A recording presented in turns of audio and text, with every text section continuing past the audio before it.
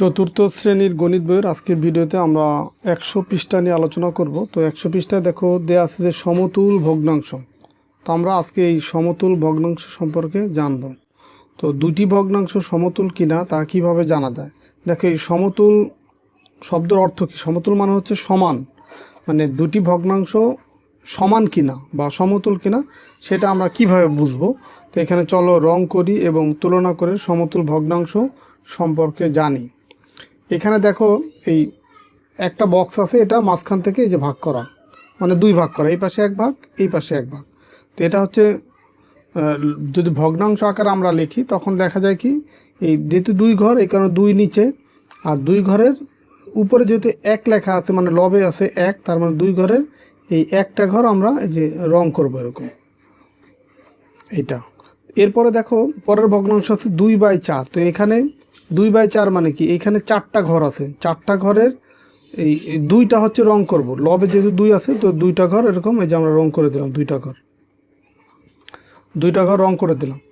তো এখন এইখান থেকে এই পর্যন্ত এগুলা কিন্তু সবই একই আকারের একই আকৃতির, শুধু এই মাঝখান থেকে ঘর বেশি কম হচ্ছে। এটা ছিল দুইটা ঘর, এখানে ছিল চারটা ঘর, এখানে আছে 6টা ঘর। যেহেতু এখানে হরে আছে 6, এই কারণে পুরো সবগুলা ঘরকে আমরা 6টা ঘরে বিভক্ত করব। এরপর দেখো লবে আছে 3, মানে 6-এর 3 অংশ, 3 অংশ মানে 6টা ঘরের, তাহলে 3টা ঘর আমি যেরকম রং করে দেব, এই যে 3টা ঘর রং করে দিলাম। এরপরে দেখো এই 8টা ভাগে ভাগ করছে, এখানে 8টা ঘর আছে, 8টা ঘরে 4টা রং করছে। তো 4টা মানে কি, যে 1 2 3 4, এই 4টা যে রং করছে, রং করে দিলাম। এরপরে এখানে 10টা ঘর করছে, একই আকৃতি, এটাকে 10টা ভাগে ভাগ করার পরে 5টা রং করছে, উপরে 5, তার মানে 1 2 3 4 5, এই যে 5টা এই যে রং করে দিছে। এখন এটা খেয়াল করো যে এইখানে 5টা ভগ্নাংশ, এটা কিন্তু 5 রকম, 1/3 একটা, 2/4 একটা, বা 3/6 একটা, 4/8 একটা, 5/10 একটা। তো সবগুলোর ক্ষেত্রে আমরা যখন এই রং করছি, যেমন 2-এর 1 অংশ রং করছি বা 4-এর 2 অংশ রং করছি, যখন এই রংগুলো করছি, রং করার পরে দেখো সবগুলার কিন্তু এই মাঝখান পর্যন্ত মানে রং করতে হয়েছে, এর বেশি কিন্তু যায়নি। যেমন 4-এর 2, তার মানে 4 ভাগ করার পরে 2 ঘর আমি রং করছি, 2 ঘর ফাঁকা রয়ে গেছে। 6 ঘরের ভাগ করার পরে 3 ঘর আমরা রং করছি, তো এটা মাঝ পর্যন্ত আসছে। তার মানে এইখানে এই 5টা ভগ্নাংশ এগুলো সবগুলাই হচ্ছে সমান ভগ্নাংশ, মানে 1/2 বা 2/4 একই মান বোঝাবে, বা 3/6 একই মান বোঝাবে। এই যে এখানে লেখা আছে ভগ্নাংশের গ্রিডের ছবি রং করার পর দেখি যে 1/2 যে পর্যন্ত রং করছে, 2/4ও একই পর্যন্ত, মানে একই জায়গা পর্যন্ত রং করছে, তার মানে এটা সমান। আবার 3/6 বা 4/8 বা 5/10 সবগুলোর ক্ষেত্রেই আমরা এই মাঝামাঝি পর্যন্ত রং করলেই কিন্তু হয়ে গেছে, তার মানে এগুলো সব হচ্ছে সমতুল ভগ্নাংশ। তাহলে এই 5টা ভগ্নাংশ, এই ভগ্নাংশগুলোর মান সমান, তাই এগুলো সব সমতুল ভগ্নাংশ, এই মানগুলা কি সমান, এই কারণে এগুলা হচ্ছে সমতুল ভগ্নাংশ। আরেকটা জিনিস খেয়াল করো যে প্রথম ভগ্নাংশ আর দ্বিতীয় ভগ্নাংশ খেয়াল করো, এইখানে আছে 1/2, এখানে 2/4। তো এখানে 1কে যদি আমরা 2 দিয়ে গুণ করি, 2 অক্ষে 2 হয়, আবার 2কে যদি 2 দিয়ে গুণ করি, 2 2 4। তার মানে লব এবং হরকে একই সংখ্যা দিয়ে যদি আমরা গুণ করি তাহলে কিন্তু আমরা সমতুল ভগ্নাংশ পাই। আবার এইখানে দেখো এটা থেকে যদি আমরা এটা আসতে চাই, দেখো 1কে 3 দিয়ে গুণ করলে 3 অক্ষে 3, আবার 2কেও যদি 3 দিয়ে গুণ করি, 3 2 6। তার মানে এই লব এবং হরকে একই সংখ্যা দিয়ে যদি গুণ করা হয় সেই ক্ষেত্রে সমতুল ভগ্নাংশ পাওয়া যায়। তাহলে একটি ভগ্নাংশের অনেকগুলো সমতুল ভগ্নাংশ রয়েছে, মানে যে কোনো ভগ্নাংশের অনেকগুলো সমতুল ভগ্নাংশ থাকতে পারে। চলো আমরা গ্রিডের মতো করে সংখ্যাগুলোতেও বিভিন্ন অংশের অবস্থান চিহ্নিত করি। 0 থেকে দেখো এই 0 থেকে 1 পর্যন্ত এটাকে মাঝখান থেকে ভাগ করছে 2 ঘর, এই পাশে 1 ঘর এই পাশে 1 ঘর, আর তাহলে এটা হচ্ছে 2/1। আবার যখন এই যে এখান থেকে এই পর্যন্ত 3 ভাগ করছে, এই যে 1 ভাগ, এই যে আরেক ভাগ, এই যে আরেক ভাগ, মানে 1 2 3 ভাগ। তারপরে দেখো 4 ভাগ করছে, তার মানে একটা ঘর হচ্ছে 4-এর 1 অংশ, আবার 5 ভাগ করছে 5-এর 1 অংশ এক একটা। তারপরে দেখো এই পর্যন্ত হচ্ছে 0 থেকে 1 পর্যন্ত 6 ভাগ করছে, তো এটা 6-এর 1, এটা আরেকটা 6-এর 1, এটা 6-এর 1, এভাবে করে 6টা ভাগ করছে। তারপরে 7টা ভাগ করছে, তারপরে 8টা ভাগ করছে, তারপরে 9টা, এইভাবে তোমার 10 পর্যন্ত ভাগ করছে, 10টা পর্যন্ত ভাগ করছে।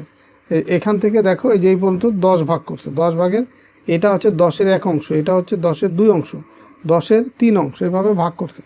তো এখন সমতুল ভগ্নাংশ কোনগুলো? দেখো এই যে একটা দেখানো আছে 1/3 বা 2/6, 3/9, এই তিনটা হচ্ছে সমতুল ভগ্নাংশ।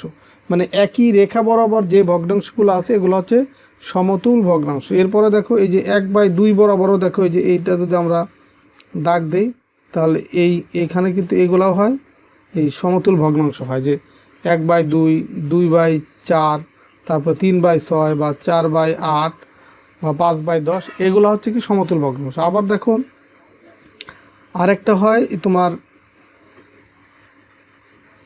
যদি আমরা দেখো যে এই বরাবর একটা দাগ দিই, এই যে দেখো এইটা একই লাইন আছে, দেখো যে একই লাইন আছে, তার মানে এটাও কিন্তু সমতুল ভগ্নাংশ।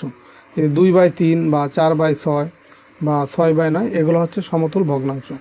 তার কারণ কি দেখো এই যে এখানে আছে 1/3 আর এখানে আছে 3/9, এটা সমতুল কীভাবে হয়? দেখো এই 3/9 আর প্রথমটা ছিল কি 1/3, তো এটা সমান হয় কীভাবে? দেখো এইখানে এই বড় যে মানটা পাইছি এটাকে যদি লব এবং হরকে 3 দিয়ে ভাগ করি, এই 3কে 3 দিয়ে ভাগ করলে এখানে পাবো হচ্ছে 1, আর 9কে 3 দিয়ে ভাগ করলে এখানে পাবো 3, তার মানে দেখো 1/3 আর এটা তাহলে সমান হয়ে গেল না?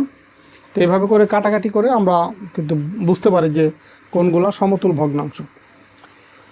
এরপরে 1 নম্বরে দেওয়া আছে 1/3 ও 2/3 এবং আরও অন্যান্য ভগ্নাংশের সমতুল ভগ্নাংশ খুঁজে বের করি। দেখো এই যে 1/3 আছে, এটা 1/3 এর সমতুল ভগ্নাংশ কোনগুলো?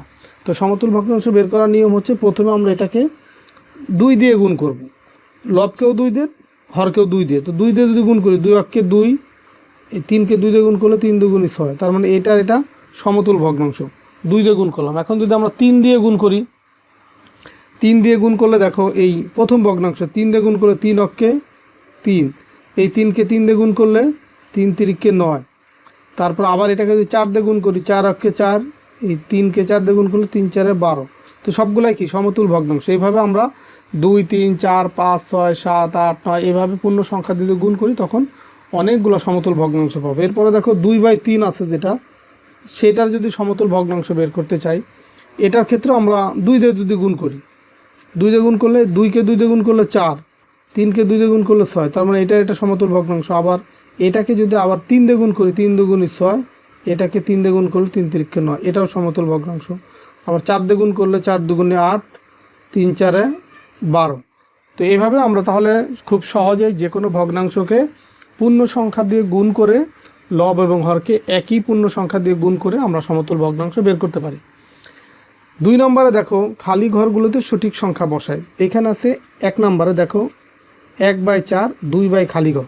এখন এইখানে আছে 1, এখানে আছে 2, তো 1কে কত দিয়ে গুণ করলে 2 হয়? 2 দিয়ে গুণ করলে 2 অক্ষে 2, তো উপরে যেহেতু 2 দিয়ে গুণ করলে আমরা এটা পাইছি, তার মানে এখানেও নিচের হরকেও 2 দিয়ে গুণ করতে হবে, তো 4 2 কত হবে? 8। আবার দেখো এইখানে এই 4/10, তো এইখানে আছে 5, তো এইখানে 5 কীভাবে আসছে? 10কে যদি আমরা 2 দিয়ে ভাগ করি, 5 2 10, তার মানে 5 পাচ্ছি, তাহলে 4কেও 2 দিয়ে ভাগ করতে হবে, 2 দিয়ে ভাগ করলে 2, তার মানে লব এবং হরকে একই সংখ্যা দিয়ে গুণ করলেও আমরা সমতুল ভগ্নাংশ পাবো, এবং তোমার যদি ভাগও করি সেই ক্ষেত্রেও সমতুল ভগ্নাংশ পাবো। দেখো যে এটাকে ভাগ করে যে ভগ্নাংশটা পেলাম এটাও কিন্তু এই সমতুল ভগ্নাংশ। যে 5/2 4/10 দ্বারা যা বোঝাচ্ছে, এই 2/5 একই মান বোঝাচ্ছে। এরপরে দেখো এখানে আছে 9, এখানে আছে 3, তার মানে 9কে যদি আমরা 3 দিয়ে ভাগ করি তাহলে এখানে 3 পাওয়া যায়, তাহলে 6কেও 3 দিয়ে ভাগ করবো, 6কে 3 দিয়ে ভাগ করলে 2 পাবো, 3 2 6। এরপরে দেখো 6কে 2 দিয়ে ভাগ করলে 3, তাহলে 8কেও যদি আমরা 2 দিয়ে ভাগ করি 4 2 8, তাহলে পাবো 4। তো এইভাবে আমরা এই খালি ঘরগুলো পূরণ করে ফেললাম। তো এই ছিল তোমাদের 100 পৃষ্ঠার যে ম্যাথগুলো ছিল সেগুলো সমাধান করে দিলাম। তো আমরা পরের ভিডিওতে 101 নম্বর পৃষ্ঠা নিয়ে আলোচনা করব। তো ঠিক আছে, সবাই ভালো থাকো, সুস্থ থাকো, কথা হবে পরবর্তী ভিডিওতে। আল্লাহ হাফেজ।